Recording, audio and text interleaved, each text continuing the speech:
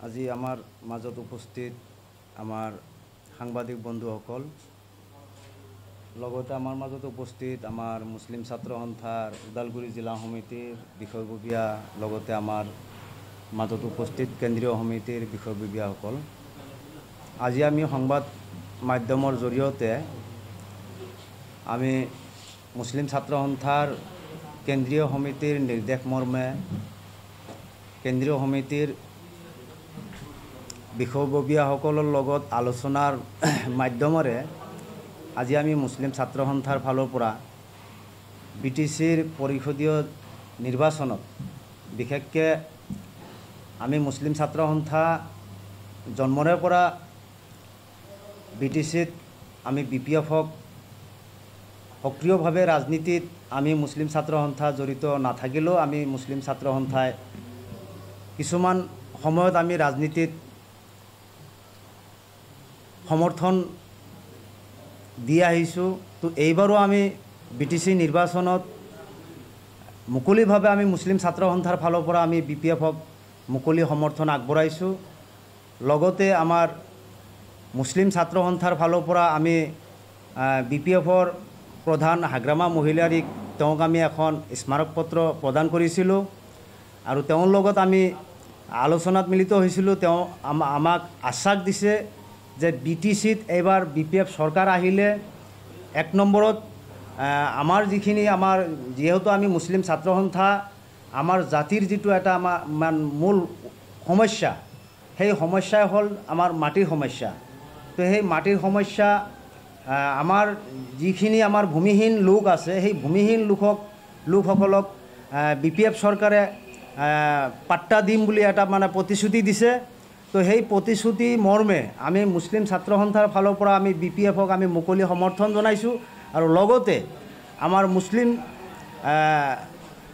ধৰ্মীয় সংখ্যালঘু ৰাইজকো আমি আহ্বান জনাইছোঁ যে আমাৰ জাতিৰ স্বাৰ্থত BPFক আকৌ এবাৰ BTCৰ গাদীত বহাব লাগে।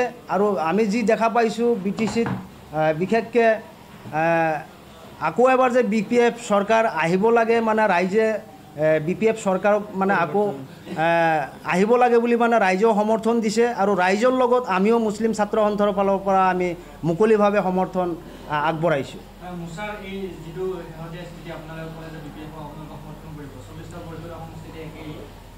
না আমি মুছলিম ছাত্ৰ সন্থাৰ ফালৰ পৰা আমি BPFক অলৰেডি আমি 40টা সমষ্টিতে আমি সমৰ্থন আগবঢ়াইছোঁ আৰু লগতে আমাৰ মুছলিম ছাত্ৰ সন্থাৰ ফালৰ পৰা আমি যিখিনি আমাৰ সংখ্যালঘু এৰিয়া আছে, আমি সংখ্যালঘু এৰিয়াত আমাৰ মুছলিম ছাত্ৰ সন্থাৰ যিখিনি আমাৰ আঞ্চলিক আছে, জিলা সমিতি আছে, আমি প্ৰত্যেককে আমি জনাই দিছোঁ যে মুছলিম ছাত্ৰ সন্থাৰ আমাৰ স্পষ্ট স্থিতি, আমি মুছলিম ছাত্ৰ সন্থাই BPFক সমৰ্থন কৰিছোঁ আৰু BPF চৰকাৰ আহিব, এইটো ৰাইজেও বিচাৰিছে আৰু ৰাইজেও এইবাৰ BPFক চৰকাৰত আনিব। সেই হিচাপে আমিও ৰাইজৰ স্বাৰ্থত আমিও BPFক চৰকাৰ আহিব লাগে বুলি, আমি হাগ্ৰামাৰ হাত মজবুত হ'ব লাগে বুলি আমিও সমৰ্থন আগবঢ়াইছোঁ।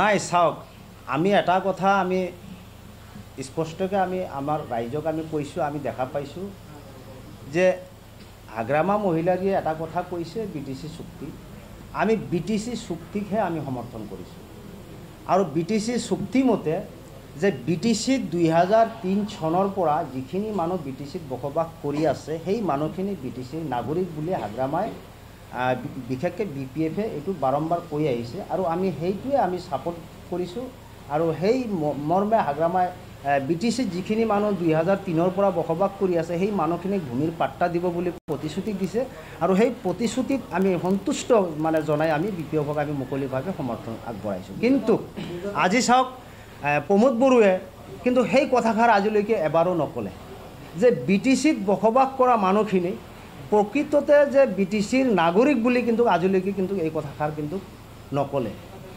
তো আমি দেখা পাইছোঁ যে তাত নিশ্চয় কিবা ৰহস্য আছে। তো সেই হিচাপে যেনিবা আমি UPPLক আৰু এটা কথা চাওক, আপোনালোকে 5 বছৰত UPPLে কি কৰিছে? আজি মাইনৰিটি এৰিয়াত আপোনালোকে সোমালে গাড়ী থৈ আপোনালোকে যাব লাগিব, মাইনৰিটি এৰিয়াত সোমালে আপোনালোকে গাড়ী থৈ যাব লাগিব, কিন্তু BPF চৰকাৰৰ দিনত বহুতখিনি উন্নয়নমূলক কাম হৈছিল, কিন্তু 5 বছৰে আমি দেখা পালোঁ UPPL চৰকাৰে বিশেষকৈ কামত জিৰো, কিন্তু কথাত হ'লে যে আমি ছুইজাৰলেণ্ড মানে বনাম বুলি যিটো মানে এটা প্ৰতিশ্ৰুতি দিছিল, কিন্তু সেইটো আমি শূন্য বুলি মানে আমি দেখা পাইছোঁ। তো যাৰ কাৰণে আমিও পৰিৱৰ্তন বিচাৰিছোঁ, ৰাইজেও পৰিৱৰ্তন বিচাৰিছে, আৰু এইবাৰ যে BPF চৰকাৰ আহিব এইটো খাটাং। নাই চাওক, আজি UPPLে যিটো এটা ৰাজনীতি কৰিছে যে আমাৰ কিছুমান ধৰ্মীয় অনুষ্ঠানত যিটো মানে এটা 2 লাখ টকাৰ এটা চেক দিছে, 2 লাখ টকা চেক দিছে, কিন্তু আজি চাওকচোন সেই চেকটো কোনোবাই আজিলৈকে উইথড্ৰ কৰিব পাৰিছেনে? কোনেও পৰা নাই। এইটো এটা মিছা প্ৰতিশ্ৰুতি দিছে। এইটো মানে কিছুমান মানে নজনা মানুহখিনিক মানে এটা মানে যে মানে মিছা এটা প্ৰলোভন দি যে আমি 2 লাখ টকাকৈ মানে মছজিদ মাদ্ৰাছাত হওক বা মন্দিৰত হওক মানে 2 লাখ টকা আৰ্থিকভাৱে যে এটা মানে সাহায্য আগবঢ়াইছোঁ, কিন্তু সেইটো মিছা। এইটো কেতিয়াও সম্ভৱ নহয়, কাৰণ চৰকাৰ UPPL আহিব নোৱাৰে, আৰু আহিব নোৱাৰাৰ কাৰণে তেওঁলোকে এটা মানে প্ৰতিশ্ৰুতি দিছিল যে আমাৰ সাধাৰণ সহজ সৰল মানুহখিনিয়ে সেইটো মানে চাই মানে ভুল বুজিব বুলি, মানে ভুল যাব বুলি, সেইটো কেতিয়াও সম্ভৱ নহয়। আজি জেনেৰেশ্যন ইমান মানে বুৰ্বক হৈ থকা নাই যে মানে কোনোবাই কিবা এটা ক'লেই যে ভোট দিব, সেইটো নহয়। আজি ৰাইজৰ বিবেক আছে, বিবেক লৈ ৰাইজে চলে, আৰু বিবেক লৈ ৰাইজে ভোট দিব। আৰু UPPLে শেহতীয়াকৈ আপুনি কৈছে যে তেওঁলোকে ধৰ্মৰ নামত যিটো আলামী চেৰেন বিধানগী নামৰ স্কিমৰ কথা ক'লে, যে ধৰ্মক লৈ ৰাজনীতি কৰাৰ কথা ক'ব নেকি UPPL চৰকাৰে? নাই চাওক, আমি ইমান দূৰ আমি ক'বলৈ যোৱা নাই হা। আমি যিখিনি দেখা পাইছোঁ UPPL চৰকাৰে 5 বছৰত ৰাইজৰ কোনো উন্নয়ন কৰিব পৰা নাই। তো আমাক লাগে উন্নয়ন, ৰাইজক লাগে উন্নয়ন। ৰাইজ আজি চাওক কিমান নিবনুৱা সমস্যাটো লাহে লাহে বাঢ়ি আছে। তো সেই নিবনুৱা সমস্যা যিটো সময়ত BPFৰ চৰকাৰ আছিল, সেই সময়ততো ইমান নিবনুৱা সমস্যা নাছিল। আজি নিবনুৱা সমস্যাটো লাহে লাহে বাঢ়ি গৈ আছে। তো গতিকে আমি সেইটো মানে ক্ষেত্ৰত আমি চাইছোঁ যে নিবনুৱা সমস্যাখিনি দূৰ কৰিব যদি পাৰে, কাম কৰা ব্যক্তি যদি আছে, হাগ্ৰামা মহিলা দিয়ে কাম কৰা ব্যক্তি আছিল। আজি চাওক 2005ৰ আগত বড়োভূমি কি আছিল, কিন্তু সেই বড়োভূমি আজি চাওকচোন, আজি আপুনি বড়োভূমি হৈ থকা নাই, আজি ইমান ডেভেলপ হৈ গৈছে। কিন্তু 5 বছৰে যিটো বড়োভূমি 20 বছৰ পিছুৱাই গৈছে বুলি মানে আমি অনুমান কৰিছোঁ। নাই এইটো মিছা কথা। চাওক 17 বছৰ BPFে BTCত চৰকাৰ কৰিছে, কিন্তু এই 17 বছৰত যে বিশেষকৈ ধৰ্মীয় সংখ্যালঘু মানুহৰ যে মাটিৰ পট্টা হোৱা নাই বুলি কৈছে, সেইটো মিছা কথা। বহুতৰ মানুহৰ মাটিৰ পট্টা হৈছে, আৰু এইটো উদাহৰণ আমি নিজে দেখা পাইছোঁ। বহুত মানুহে মাটিৰ পট্টা পাইছে, বহুত মানুহে মাটি মেদি কৰিছে, আৰু এতিয়াও কিছুমানে কৈ আছে যে মাটি পাট্টা নহয়, হৈ আছে, এতিয়াও হৈছে, নোহোৱা নহয় হা।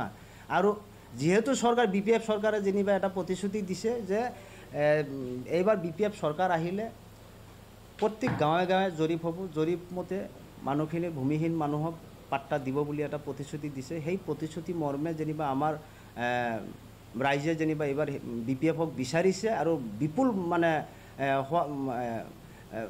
বিপুল ভোটত মানে প্ৰত্যেকটা সমষ্টিত যে BPF জয় হ'ব, এইটো আমি ছাৰ্ভে কৰি দেখা পাইছোঁ। সেই গতিকে আমি মুছলিম ছাত্ৰ সন্থাও BPFৰ লগত আগতেও আছিলোঁ আৰু এতিয়াও আছোঁ।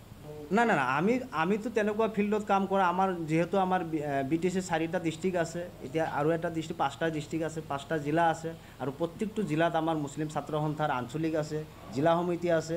আমাৰ জিলা সমিতিৰ পৰা আমি আঞ্চলিকৰ পৰা আমি যিখিনি আমি পাৰোঁ আমাৰ ফালৰ পৰা আমি সহায় কৰিম, এইটো নিশ্চিত। যিহেতু আমি সমৰ্থন কৰিছোঁ, যদিও সমৰ্থন কৰিছোঁ তো আমি নিশ্চয় সহায় কৰিব লাগিব।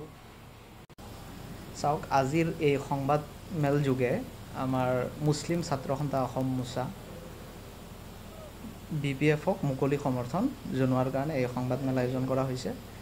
এইটো অকল মোচাৰ সমৰ্থন নহয়, BTR-বাসী ৰাইজৰ সমৰ্থনৰ কাৰণে আমি মোচাই এই সংবাদমেলখন আয়োজন কৰিছোঁ। আৰু এই সংবাদমেল যোগে ৰাইজৰ মতামতহে আমি ব্যক্ত কৰিব আহিছোঁ। ইয়াত মোচাৰ কোনো মতামতৰ কথা নাই। BTR-বাসী ৰাইজে এইবাৰ সংখ্যালঘু মুছলমান ৰাইজে বিচাৰিছে যে BPF আকৌ এবাৰ চৰকাৰ কৰিব, আৰু পৰিৱৰ্তন বিচাৰিছে। যিহেতু 5 বছৰ এই BTR-বাসী ৰাইজে প্ৰত্যক্ষ কৰিছে বেলেগ এটা দলক চৰকাৰ গঠন কৰিব দি, দেখিলে যে তেওঁলোকে একো উন্নয়ন কৰিব পৰা নাই। যিখিনি উন্নয়ন কৰিব লাগিছিল 5 বছৰত, তাৰ 1% কৰিব পৰা নাই। গতিকে এইবাৰ আকৌ মানে চৰকাৰ পৰিৱৰ্তন কৰি তেওঁলোকে হাগ্ৰামাক BTC বনাব বিচাৰি আছে ৰাইজে। গতিকে ৰাইজৰ মতত আমি সহমত পোষণ কৰি আমি BPF-ক আমাৰ মুছলিম ছাত্ৰ সন্থাৰ তৰফৰ পৰা মুকলি সমৰ্থন দিছোঁ।